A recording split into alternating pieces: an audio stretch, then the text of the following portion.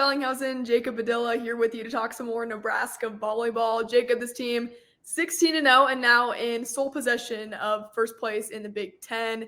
A sweep over the weekend on both ends, on the road and at home between Washington and Purdue.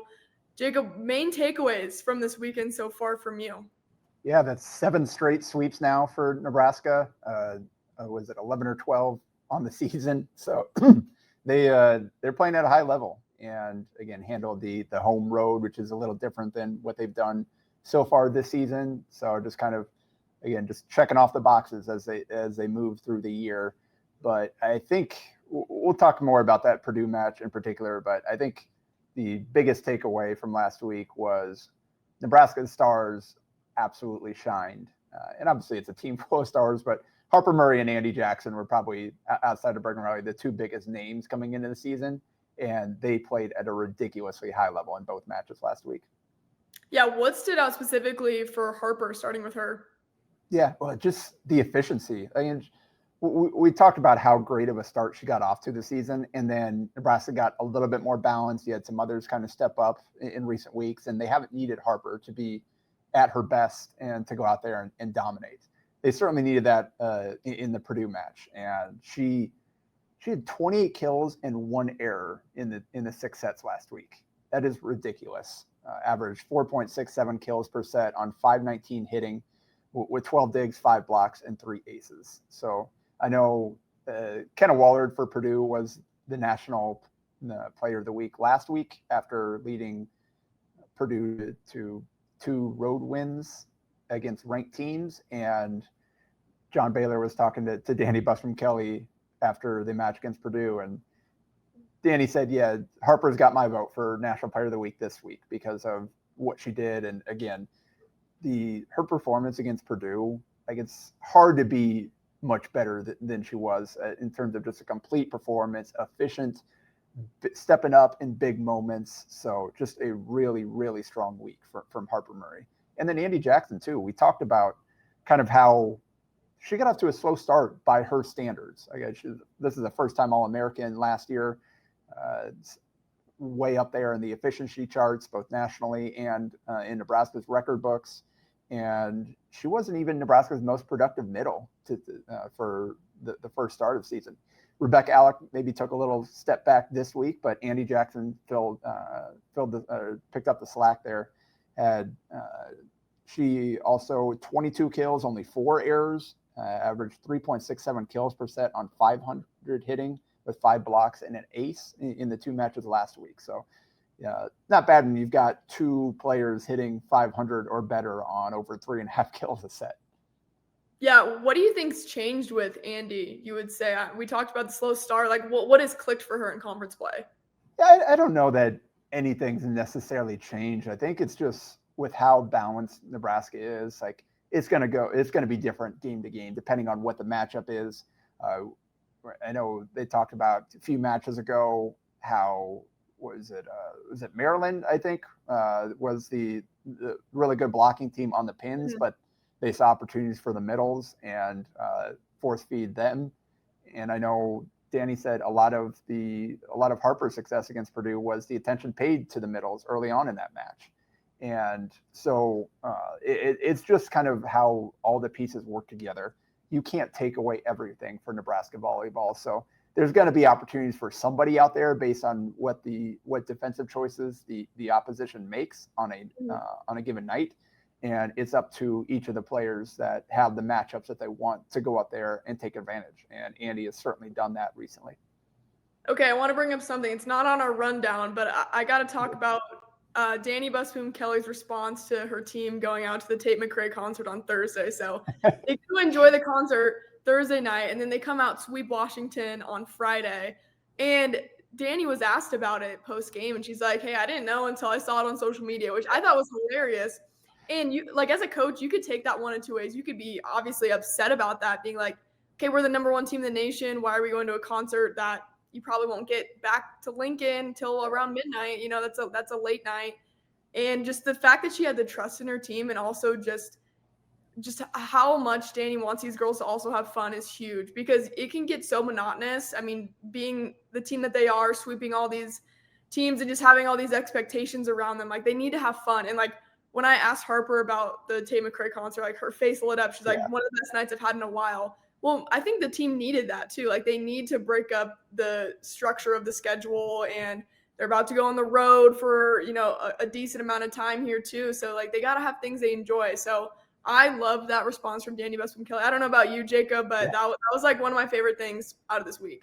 Yeah, it was pretty fun. She's like, well, I guess asked about the trust in them to go to something like that and then take care of business. Like, well, I didn't know about it till I found out they were there. Right. So it's like, she didn't feel great about it, but ultimately it all worked out. And that trust that they do have. And that's part of what I think makes Danny the coach that she is, just the way that she's able to connect with her team, the way that she operates. Again, she wants them to have fun. That's a huge part of the way that she wants the season to go and how she thinks she can get the most out of them.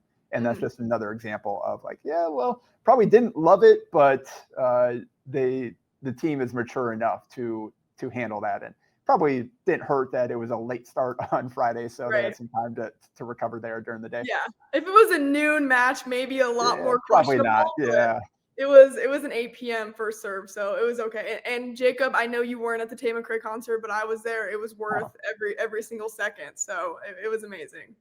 So I'm happy for you and happy for them. And big one on Sunday, noon on Big Ten Plus. So interesting. I guess I don't know if the Big Ten was using this as a test case for selling the single match pay-per-view option, but hopefully we don't get too many more of these top 15 matchups that end up on Big Ten Plus for the fans' sake. But early on it looked like it lived up to the hype of a huge match in the conference.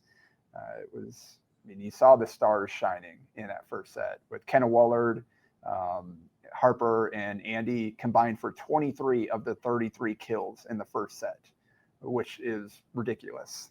But Nebraska ended up pulling out a tight one late. Second set was close early on, and then Nebraska pulled away and dominated the second half of the second set and controlled the third set throughout. And Danny said that the thing that she was most impressed with was the way that they got better throughout the match, because the defense wasn't necessarily there early on. They had a tough time. Like, the block was slow. They weren't getting, it was basically just side out the whole first set. And then they held Purdue in check, and it's a really good offensive team, held them in check for the final two sets, really latched down on Woolard and came out with a big win to improve to 16-0. How about the job Bergen Riley's done too? Yeah. Big Ten Setter of the Week last week, finally, despite only playing like a match and a half. I think it was more of the conference like, all right, we got to give her one at some point. Yeah. And the full match she played was really impressive with the level that Nebraska played at with that Penn State sweep. But I think she certainly made a case to repeat this that week with what she did with what Nebraska hit in the two matches. And she had 44 assists in just 3 sets in that Purdue match, which is ridiculous. Also had 10 digs for a fit double-double. That's the career high for assists.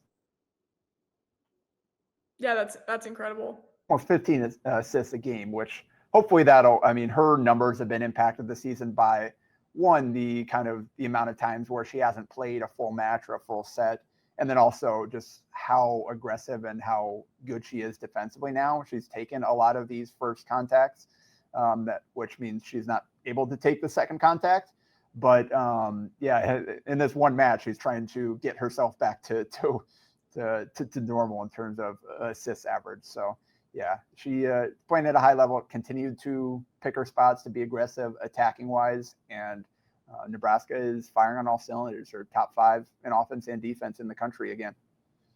All right, well, let's look ahead to this upcoming weekend on the road for the Huskers at Michigan State and then at Michigan, who we already saw in Lincoln. But starting with that Michigan State matchup, what are you looking at, Jacob? Yeah, Michigan State 4-2 in the conference. They lost to Minnesota and Illinois, but they just gave Indiana its first Big Ten loss in a sweep, and that's why Nebraska is in sole possession of first place, because Indiana was also 5-0 before that match. So big result for Nebraska there. Thanks, Spartans. But Michigan State's a weird team.